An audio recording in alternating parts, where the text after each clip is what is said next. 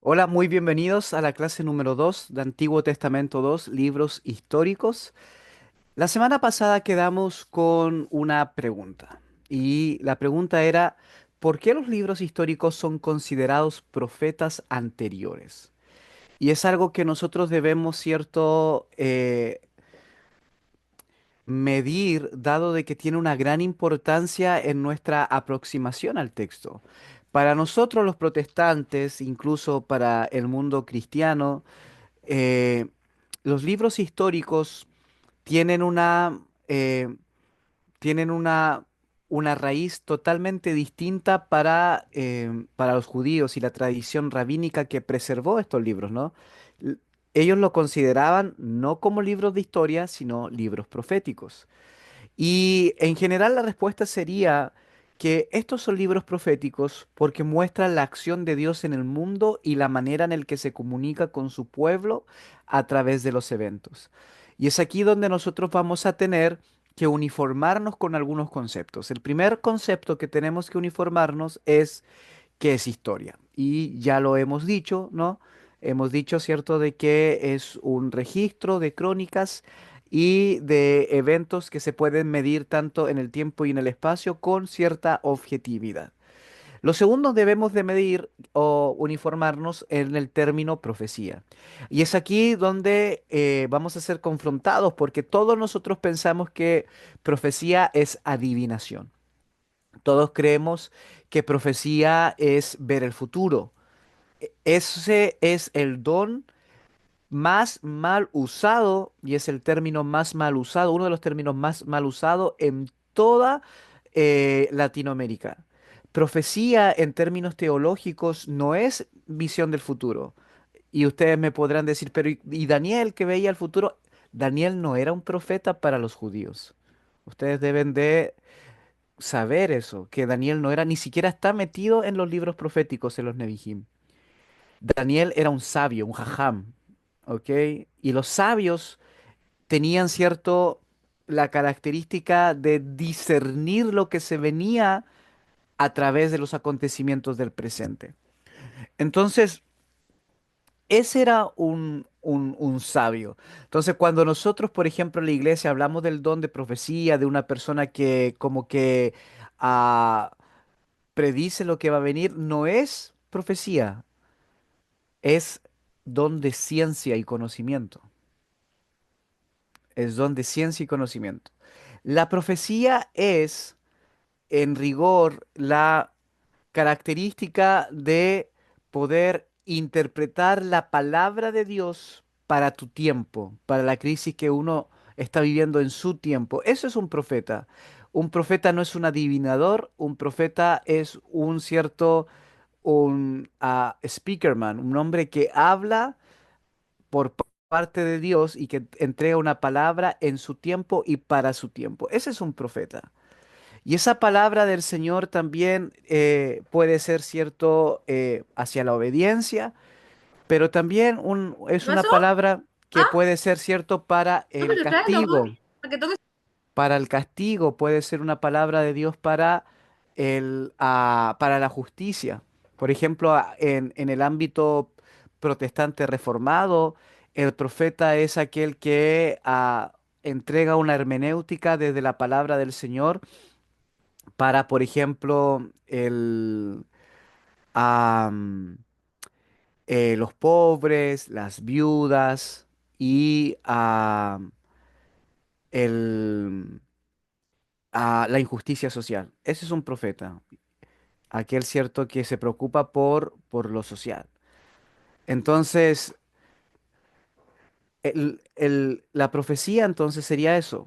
Es, es, es algo que muestra la acción de Dios en el mundo y en la manera en la que se comunica con su pueblo a través de los eventos. John Walton, que tuve el privilegio de conocerlo en una de las grandes conferencias de teología que se hace aquí en Estados Unidos. Tengo varios de sus libros, a ver si tengo uno por aquí de él. Bueno, pero es uno de los grandes biblistas del Antiguo Testamento. Les quería mostrar un libro de Walton. ¿Dónde está? Y bueno, por ahí va. Y él dice que la historia en el Antiguo Testamento es teología narrativa, no solo registra lo que ocurrió, sino cómo revela, sino que, cómo, sino que revela cómo Dios actúa en el tiempo y el espacio para cumplir sus propósitos. Entonces, eso sería profecía, cuando, cierto, entrega la visión de Dios desde la palabra al acontecimiento del presente.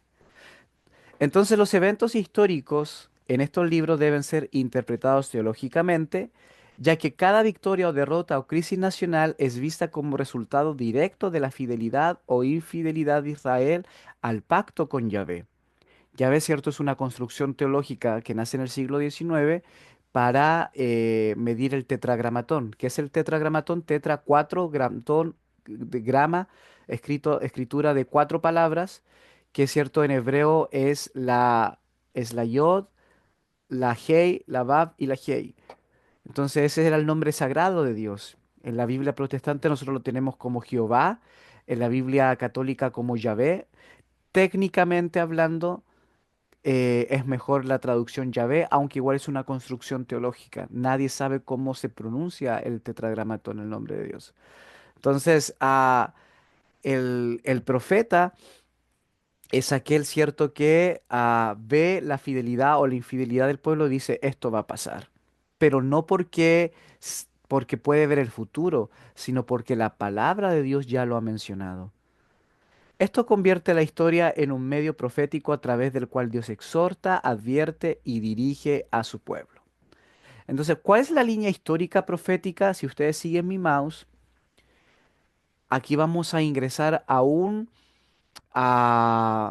factor novedoso, que es el libro de Deuteronomio. Entonces, en el tiempo de estos libros, de los profetas, ¿cierto?, anteriores o de los libros históricos para nosotros, ya estaba escrito el Deuteronomio.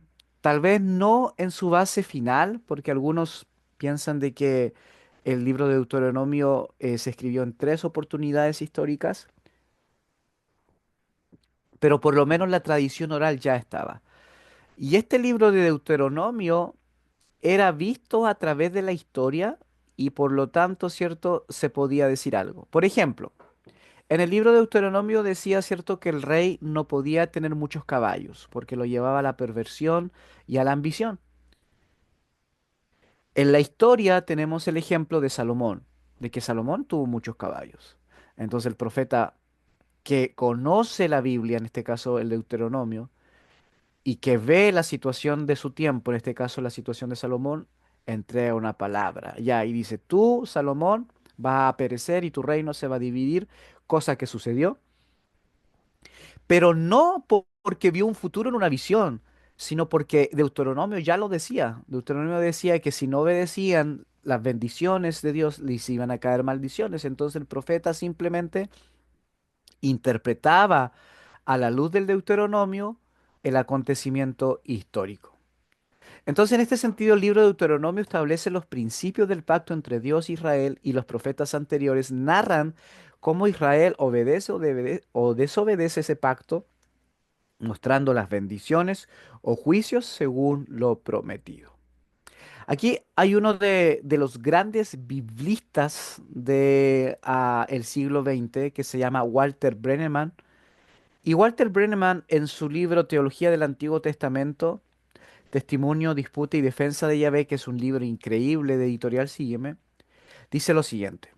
La tradición deuteronómica proporciona la columna vertebral teológica y retórica de gran parte de la literatura profética, especialmente en Jeremías y en la representación histórica de los reyes. Aquí está, cierto, uno de los libros de los profetas anteriores, para nosotros históricos, reyes.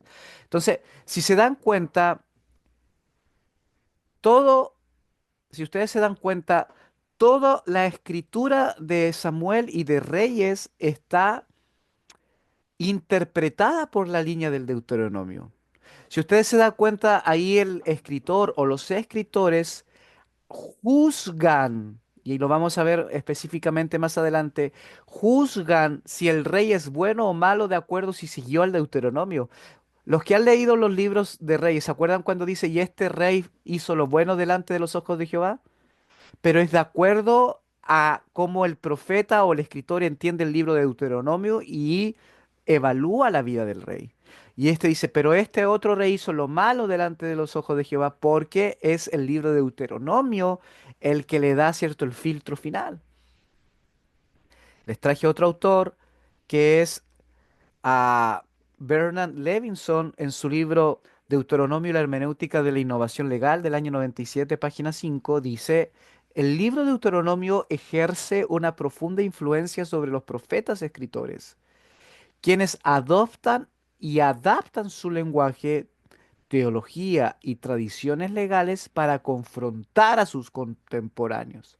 Por ejemplo, Natán se para delante del rey David y le dice, tú eres el hombre, you are the man, tú eres el hombre, el que pecó, ¿no? Con Betsabé y que mandó a matar a Urías eteo. Ahora, Natán, ¿cómo sabe que eso es malo? Si todos los reyes de la época lo hacían, S- tenían a la mujer que querían y podían, cierto, tener la finca que ellos querían. ¿Por qué? Porque ellos saben que, porque aparece en el libro de Deuteronomio que el rey, cierto, tiene que ser un ejemplo para la sociedad y que no puede tomar las esposas que quiera. Por ejemplo, se levanta el profeta Elías, Tisbita, y le dice a Acab que va a ser juzgado por Dios porque toma la viña de Nacor.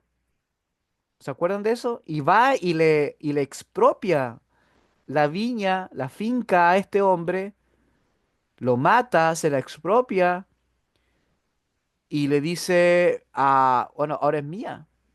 Bueno, el consejo se lo había dado a su esposa, ¿no? Porque él sufría, porque no podía tomar esa viña. Pero todos los reyes tomaban lo que querían. Pero ¿por qué el profeta Elías se levanta y le dice, has pecado? Porque el profeta Elías, como buen profeta, conocía el código del libro de Deuteronomio que le dice que el rey tenía que ser ejemplar y que no podía tomar lo que quería. Entonces eso quiero que ustedes sepan, que toda esta literatura, jueces, Josué, jueces, Samuel y reyes, para los judíos, nosotros los protestantes le integramos ciertos Ruth, le integramos Crónicas, Esdras, Nehemías, Esther. Todos esos libros están construidos bajo una visión y una perspectiva deuteronomista. Si ustedes quieren saber más de esto, yo les puse el video de la historia deuteronomista ahí donde dice para empezar en el Classroom.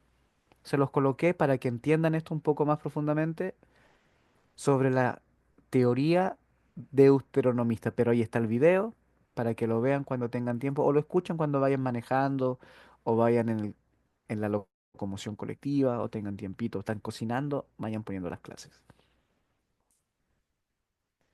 Vamos a dar algunos ejemplos. Vamos a dar algunos ejemplos. Número uno, obediencia trae bendición. ¿Dónde encontramos esto? En Josué 6. Número 2, la desobediencia trae maldición. Vemos este ejemplo claro en Jueces 2 del 11 al 19. El libro de Deuteronomio en tercer lugar va a decir Dios elige a un rey pero debe seguir la ley. Y esto lo encontramos, ¿cierto? En diferentes aspectos como en 1 Samuel 6:7 con David y 1 Reyes 11 con Salomón. Israel persiste en la idolatría, si Israel persiste en la idolatría será exiliado. Tenemos, ¿cierto? La destrucción del reino del norte por Asiria en 2 Reyes 17 y Judá llevado al exilio por Babilonia, Segunda de Reyes 25. Si ustedes se dan cuenta, los libros históricos están relatados hacia la figura y hacia la luz del libro de Deuteronomio.